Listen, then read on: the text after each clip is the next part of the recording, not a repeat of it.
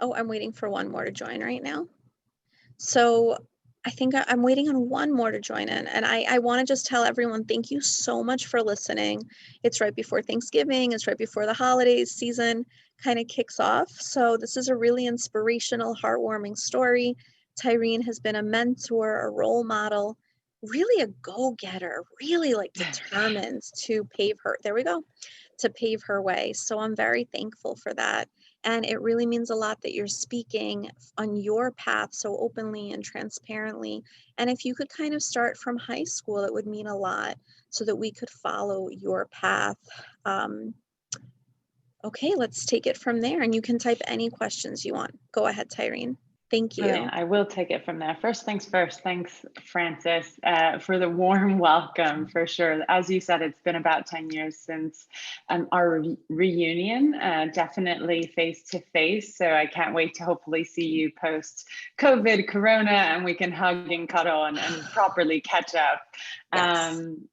For those of you that don't know, I am based in London, so it is midnight over here, but again, really excited to talk to each of you about my journey, hear more about yours, and kind of how things have changed in the last 5 to 10 years since I've been in high school myself. But to share a bit of background about my journey and how I started and how I met Frances, which really was pivotal to me making it to college. And I always say I wouldn't have had the success had I not had the people in my corner. And Frances is definitely a person I attribute a lot of my college admissions acceptance rate to. So big shout out to you, Frances, there, especially in my 11th and 12th grade when I actually found Kweller Prep. And yeah, we'll touch on that in a bit more detail. But just to provide a bit of context, I went to Notre Dame, a private high school in New York City.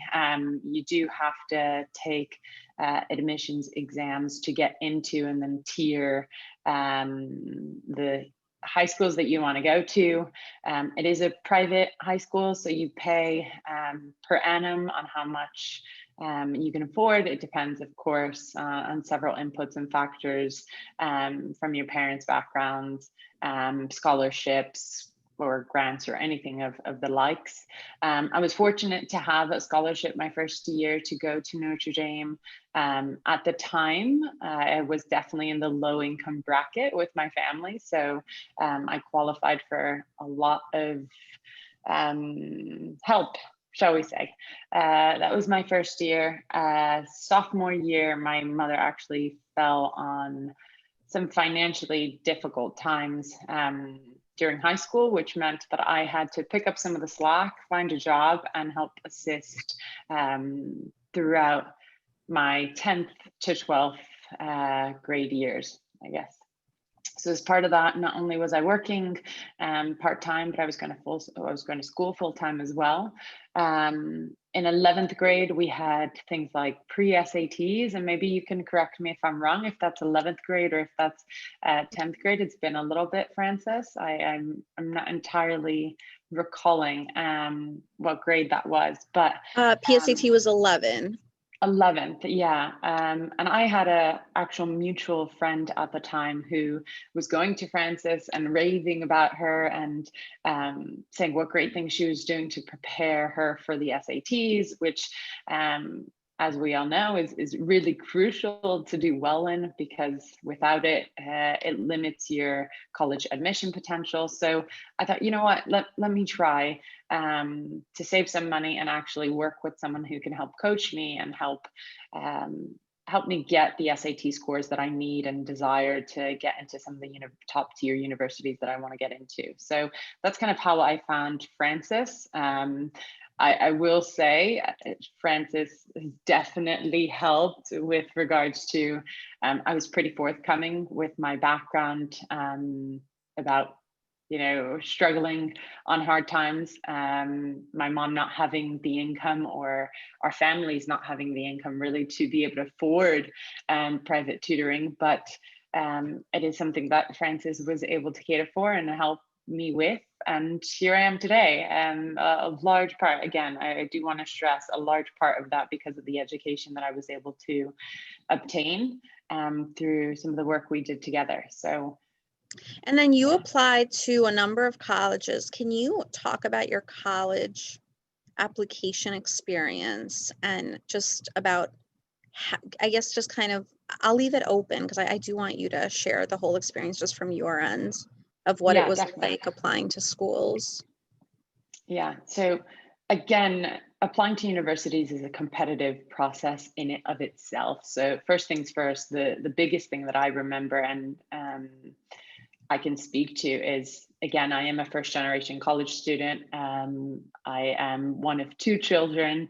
My older sister of 9 years difference did go to university, but she did stay in state to go to university. And it was just an entirely different experience to the one that I wanted. I knew from the offset, having grown up in New York City, again, in low income housing for most of my life, I wanted something different. I wanted to change my surroundings and I really wanted to move away from New York City. So as part of that, I kind of narrowed down the scope of universities quite a bit, but still kept it quite broad. In the end, and I probably don't advise this, and Francis will touch more on this individually, I'm sure, with each of you, but I ended up applying to 18 universities because I didn't have necessarily the, let's say, intelligence or previous background to understand. Maybe having a smaller scope was better, but I casted a wide net, ended up applying to 18 universities, and of those, had an acceptance rate of above 90%, which is, really, really exciting. And I'm really grateful for. Of most of those universities, I was able to get scholarships for, again, something that I proactively sought out. I knew that I wouldn't be able to pay for university, so I had to kind of look for the scholarship opportunities in each and every one of them and apply to individual scholarships per university. Again, something that you yourself, Francis, helped me quite a lot with. I will always say, you helped narrow down and short list even of my acceptance rates, what was the best offer. You helped me tremendously when I came to my personal letter or personal description, personal statement, there you go, about myself, which was a challenge to put into words and condense, but we got there in the end. That just touches. And if you have more questions on that, happy to narrow You down. applied to 18 colleges. You also had quite a lot of very, very tough dynamics at home. How did you find this will? You were also studying for the SAT. Can you talk about your testing journey with regards to PSAT, SAT? You took a number of AP classes, subject tests. Can you just share this journey of testing that you embarked on while you just had such overwhelmingly challenging dynamics at home? And it just wasn't, handed to you. So if you could please just discuss that. Definitely. So on the topic of testing, I think it's daunting in and of itself from any perspective that you look at it. It's a way to pretty much filter out and weed out applicants, be it from a university perspective, a high school perspective, junior high school, etc. So I can definitely put my hand up and say that testing has not always naturally come to me from any stretch. I've always had to work at it and really apply myself. I know we worked very, very hard, Francis, during our SAT preps and Regents and AP exams together. So you can speak to that as well. It wasn't a natural gift per se or talent. It was more discipline. I think to speak to that journey, again, I didn't have, unfortunately, the resources to go back home and ask for help, or ask for coaching at home. And I think that gives, if you do have that, great, you have a tremendous leg up. And I encourage anyone who can go home and speak to their parents about exams, or have their parents coaching and guidance, be it because they've been to university before, or be it because they're, have a very strong educational understanding about math, sciences, English, etc. That's great. My mom only had a high school degree. Her first language wasn't English, it was indeed Spanish. So when it came to schoolwork, it was very difficult and challenging to even have those sorts of conversations with her. From my perspective of how I applied myself, where I found the desire, truthfully, and I reiterate this time and time and again, and I can't stress it enough, at least in the US, where education is such a pivotal part of the opportunities that you're afforded, especially post 21, as you become an adult.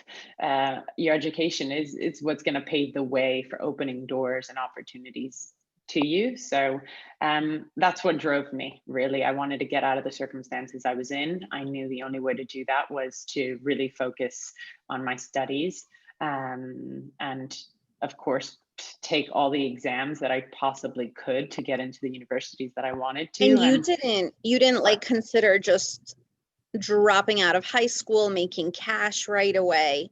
Like, was that ever even something you thought about? Because you could have just gone to work. Yeah, that was definitely not something I thought about. And I think that's partially because I'll touch again on saying my mom's a Spanish mama. So for any parent on this call, yeah, that was definitely not an option for me.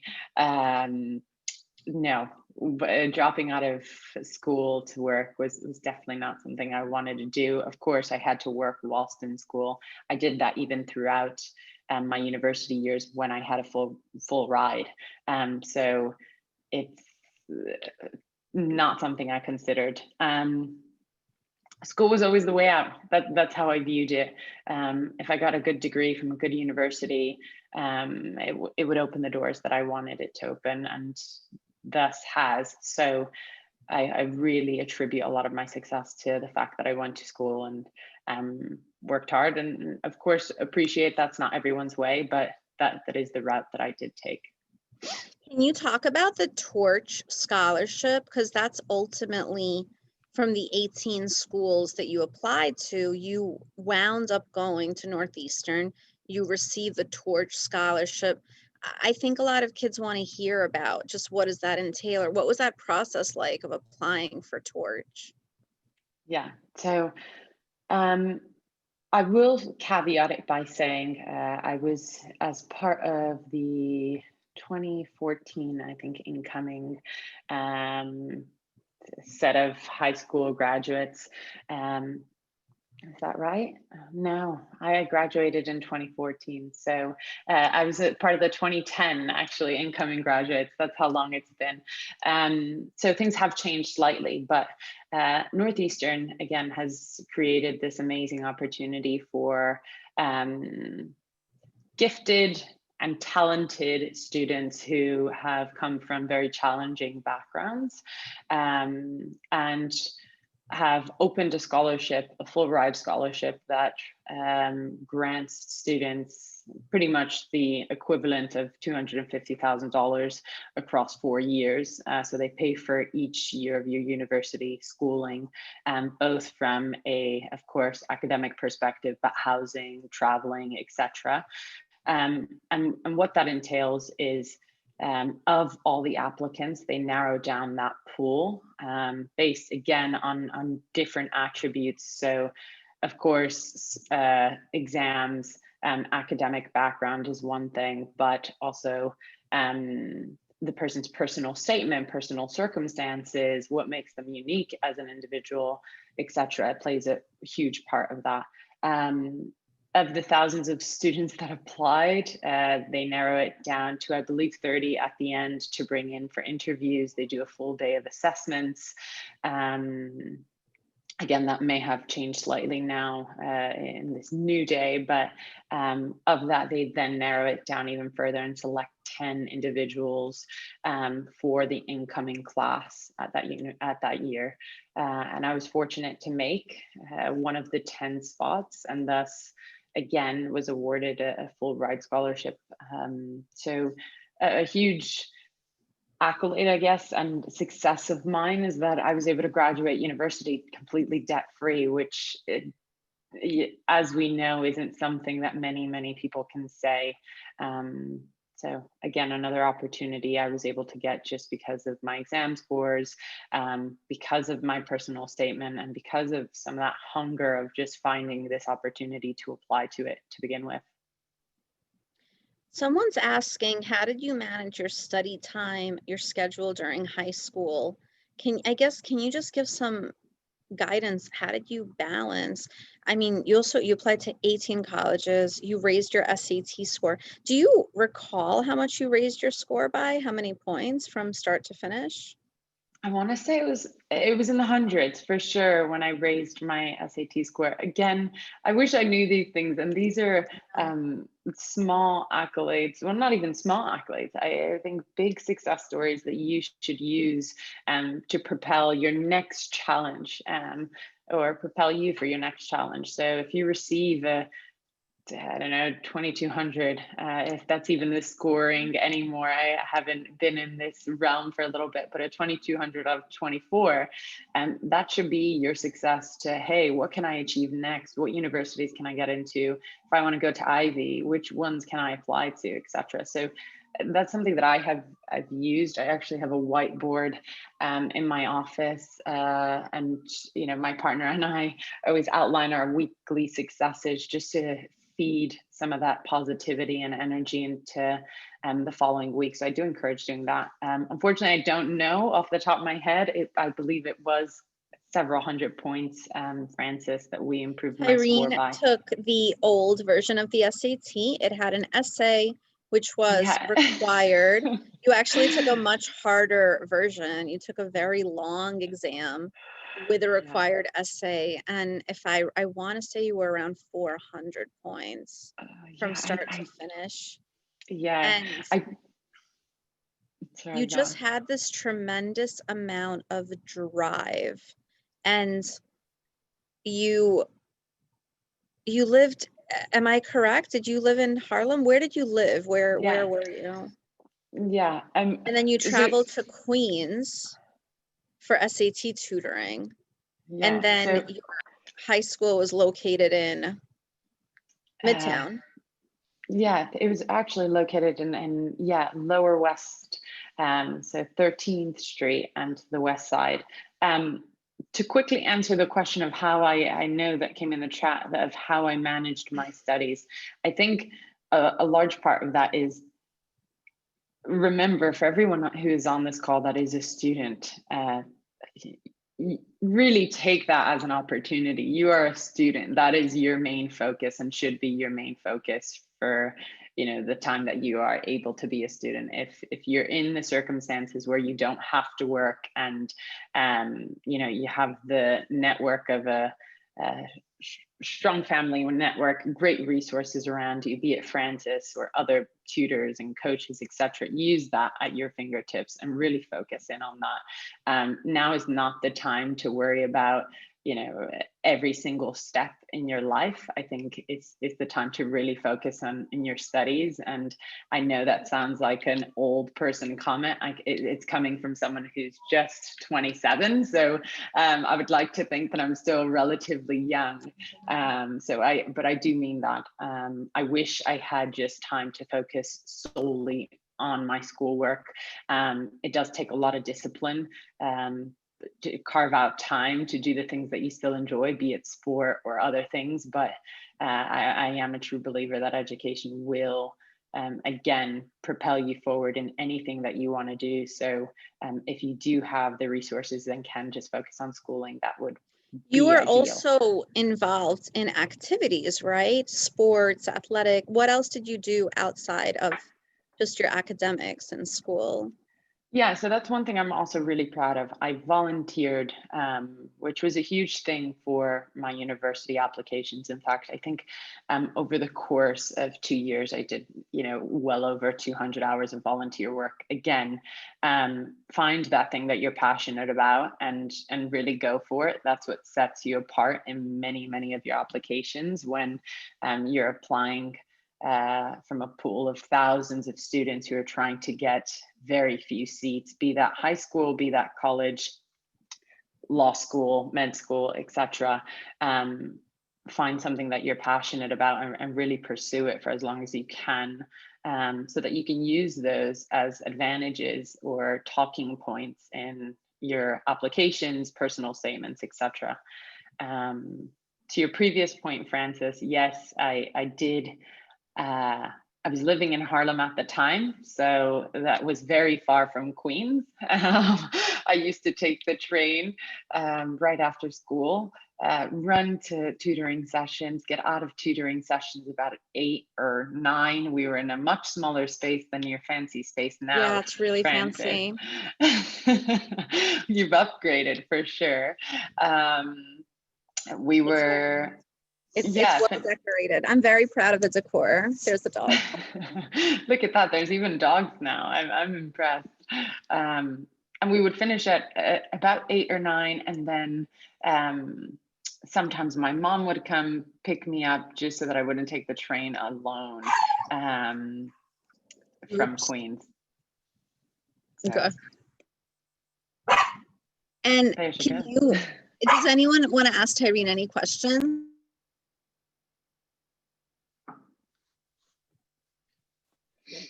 As you were studying for the SAT, I have this extremely vivid memory of you having a nosebleed. Do you recall this? So Tyrene was taking the SAT, and possibly from the stress and from all the things you're managing, you had a nosebleed. And what's remarkable about it is that you kept testing, and you kind of just took a Kleenex and you just kept going. So I'm very proud of you, because I think that everyone in that class was in shock. And that was a very vivid memory that I have of, I guess I'll switch for a moment to do. So as I was saying, you were taking this exam and it's 4 hours long and you're about 2 hours into the test. There's blood coming out of your nose. And you just kind of like went with it, and you took a minute, you tilted your head back, you took the Kleenex, you just kept going. So I'm just beyond remarkably impressed. This is a moment that really defines you, who you are, what your drive is, and it speaks, it was just so emblematic of your motivation to succeed. You have this incredible drive to succeed. Tyrene, like, where did your torch come from? It's a very, you could have almost like given up, like things were just so hard in your childhood and your upbringing. Where is this fire coming from? Can you speak to the group and to those listening? And some kids asked for the recording of this. I'm asking very specifically because a lot of us are suffering right now, and so much our life has been just turned upside down. I mean, just the fact that we're even having this type of webinar on Zoom, and where, I need you to almost like motivate, inspire, like, where did you get this drive to keep going? You didn't throw in the towel. You kind of took a Kleenex and tilted your head back and kept testing. And where did that flame come from? You were 16 years old at the time. I attribute a lot of that flame to not having much growing up. And I think when you have very little, all you can do is really want more. That's not to say that I wasn't grateful with what I had at the time, and the circumstances dictated that I had to be grateful for what I had, but I could always be working for more. And I think that, well, I know that fire came from not wanting to be in the circumstances I was in as a kid forever, and really wanting to dig myself out, my family out, be able to again move across the world, own a home, which is something that no one in my family has ever done. To actually own any sort of property, other than living, quite frankly, check to check, or renting, is something that no one in my family has ever done for, at least the generation that I'm a part of. So that was what really lit the fire for me. I also knew that I wanted different things. My ambitions were different. I saw other people having opportunities and obtaining successes because of their hard work. So I figured, well, everyone has it. You just have to work for it. And that's really my whole ethos. Grades, schooling, acceptances, etc. It's how much do you want it and how hard you're willing to work. And I really, really mean that. To address a couple of the questions that are coming in through the chat. So a few things. What college in London did you attend? I didn't attend university in London. I attended university in Boston. I attended Northeastern University.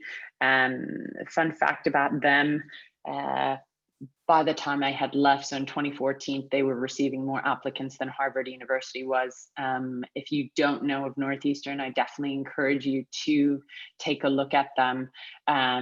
They're a tremendous university, and this is not a plug on anyone. I applied to loads of universities: the Browns, the Villanovas, the Syracuses, the list goes on. But Northeastern is very unique in the courses they offer, and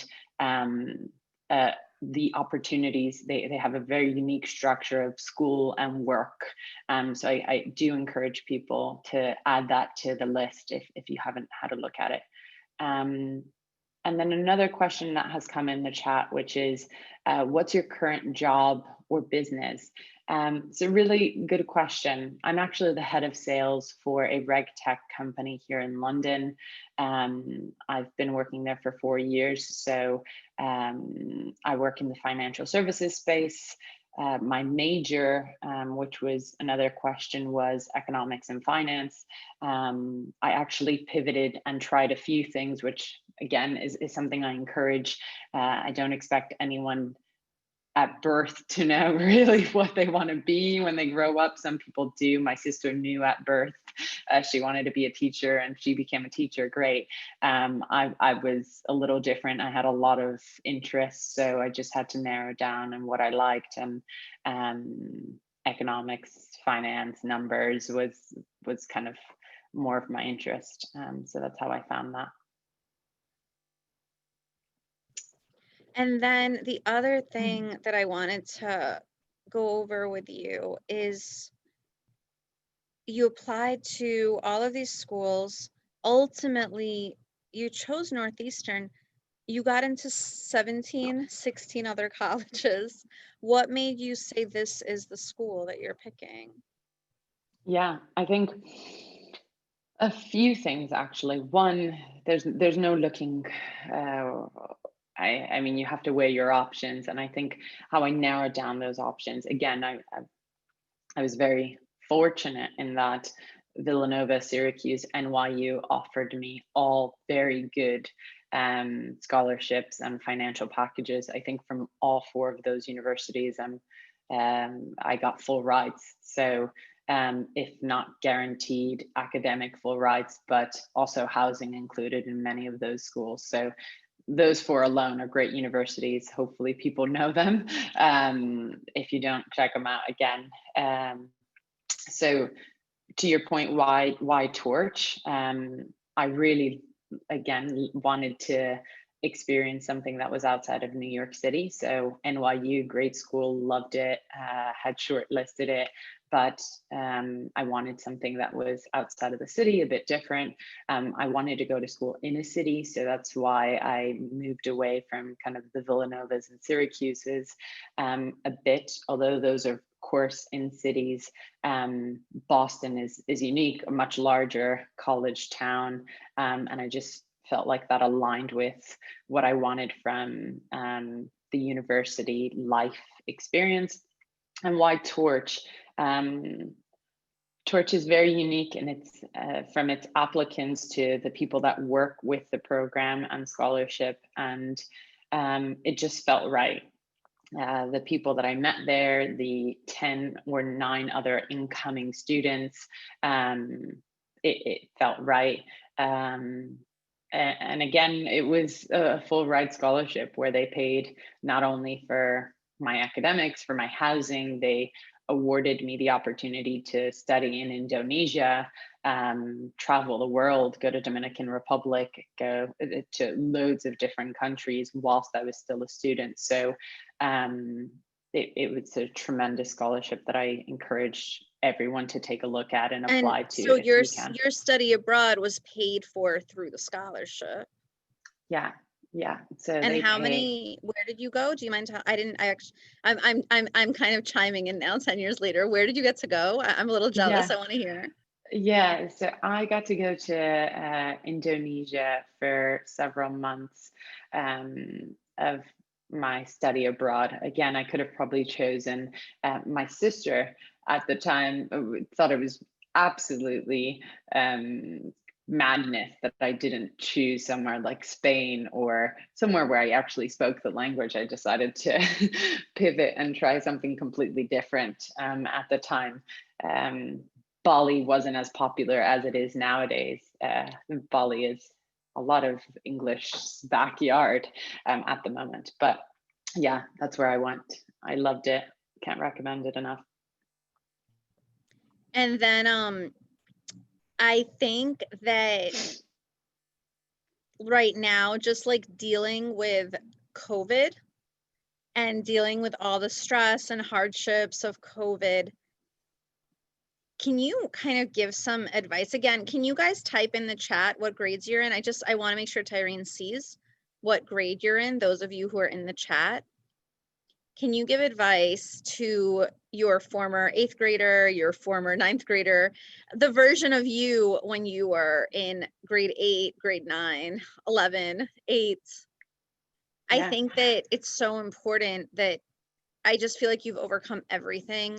Academically, you really had this incredible mind control of you just set goals. And 7th grade, 8th grade, you see the chat, right? So yeah, I do.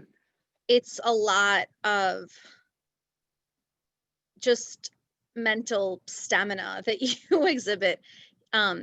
So just give advice. I'm 38. I want some advice too, Tyrene, because you were one of the strongest people I know. So can you please give us all advice? Like give all of us advice right now. Okay, we need you need to mentor me now, please. No, that's not true. It's too kind, definitely. I think so. A few things on the advice front. For the 7th and 8th graders in the room, you have a long educational career ahead of you. So in terms of mental stamina, again, I cannot stress enough, find things that you're passionate about, that you like. Try to find hobbies that distract you sometimes from the difficult challenges that you may be facing day to day within school, be it difficult coursework or the challenge of doing classes virtually nowadays. I know that looking at Zoom and using Zoom for long periods of times can be tough on the soul. I spend 8 hours a day now on Zoom calls, and it can be mentally draining. So I empathize from that regard, but take breaks, again, find something that you enjoy, change your surroundings, and really know that this is just the beginning. So the choices that you make in 7th and 8th grade won't hold you back from anything that you do, when you start looking at your high school years and your college career. Not to say, of course, don't apply yourself, always apply yourself, but give yourself some grace also in those years. I will say that. And be excited about everything that's to come. Literally, the world is your oyster. 7th and 8th grade Francis, I'm sure we can both say we wish we were in 7th and 8th grade again.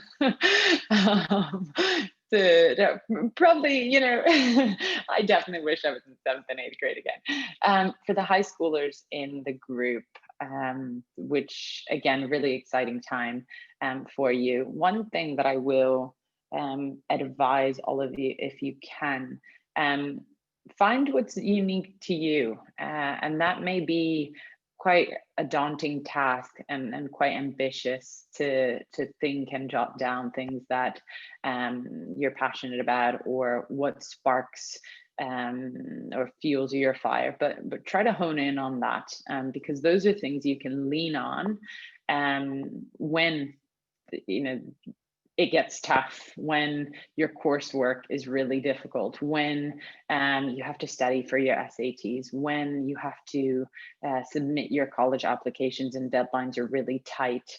Find what fuels your fire. Is it going for a run? Then go for a run. Is it reading? Then give yourself some time to read. Really find that spark. Because that's something that you will have to lean on during your college years, especially when no one is in the room to tell you you have to do this, or you'll pass or fail that course.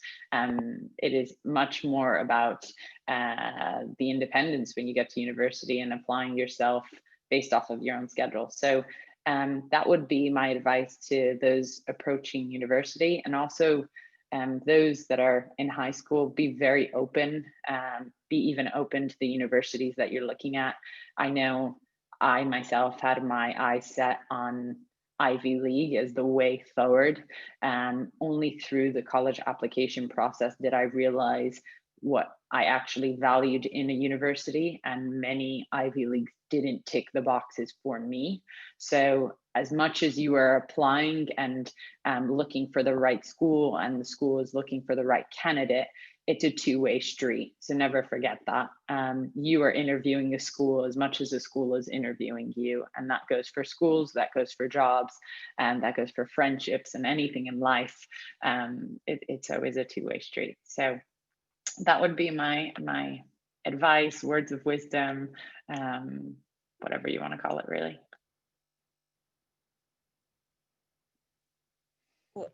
I want to just take a moment to, if everyone could just say thank you to Tyrene for this incredible time that you've spent with us. You are really just an incredible motivator, and there's so much depth to just your life, your history. You're a go-getter.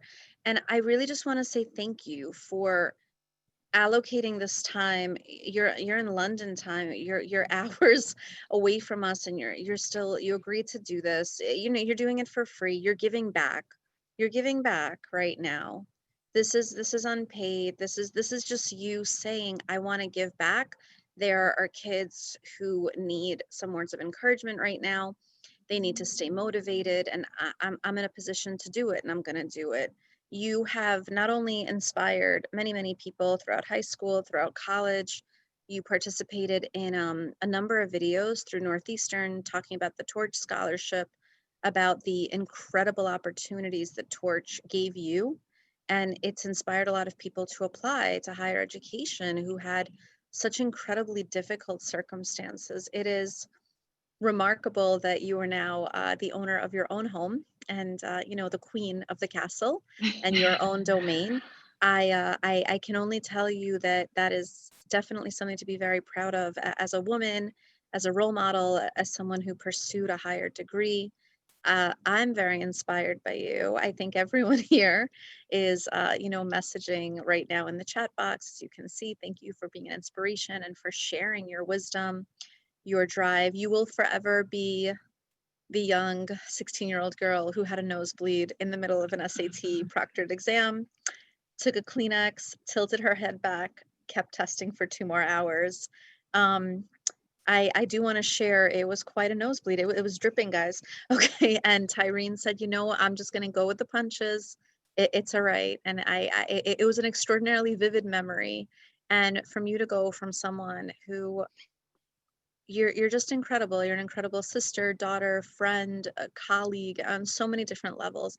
You're just a great person. And I'm really, the one thing that's great about COVID, can you believe there's something good about it? Is that we have this opportunity right now to connect. I never would have thought to do a webinar. I certainly would not have done a webinar on how Tyrene went from homeless to home owner, within the past 10 years, and you went on a full college scholarship. This would definitely have not happened. And as I said, you own your home. This is a lifetime accomplishment. You're not even 30 years old, right? You're what, 27, you said now? This is an extraordinary accomplishment in your life. It is an honor to listen to you and to hear your journey and to just listen. You just put in the work. Thank you so much for sharing your life journey with us. Thank you for doing this all the way in London. I think that it's just out of this world. If whoever wants to go off mute and say thank you to Tyrene, I think that would be really cool. So I'm going to make sure that you're able to do that. Allow participants. Yes, you can unmute yourselves. So if you want to go off and just say thank you so much, go ahead. Thank you, Tyrene. That was wonderful. Thank you so much for it was sharing nice, your especially experiences with us. the motivation and We want to wish everyone a very happy Thanksgiving. I think this is so nice to have right before the Thanksgiving break. And it's really been a crazy time. So we want to wish everyone from Kweller Prep, we are praying that things, go the way that it's intended to go. And it's been a really rough few months for the kids. There's been quite a lot of chaos, but there's also a light at the end of the tunnel. And look, we got to have this, right? So we got to have this opportunity together collectively. Thank you, Tyrene. I'm really lucky that you chose Kweller Prep 10 years ago. We stayed in touch. So I do want to say thank you. It was an honor to, work with you on your college applications. I still remember your essay. I actually remember crying during your essay. Your essay was very deep,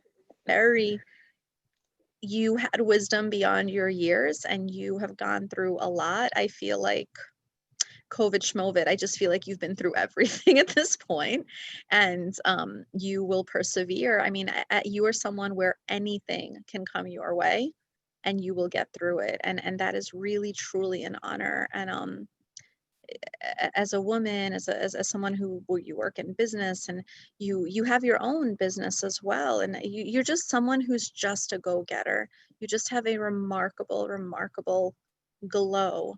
And I'm really thankful that we got to have this moment. Thank you, everyone.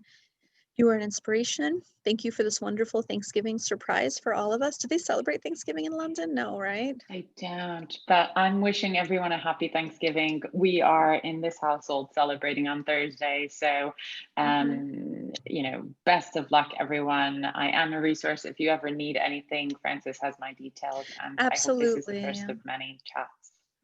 Thank you, everyone. I'm looking forward. All right. Thank you so much. And I'm glad that all of us are participating in the webinars. I'm going to take a picture of the chat box. I love doing the chat because it's a memory and I don't want to forget. So I'm actually going to take a photo of everybody writing thank you in the chat box because that's super cool. So I have that. All right. And that's it. And parents, please try your best to support, just the different preps and the programs that we have at Kweller.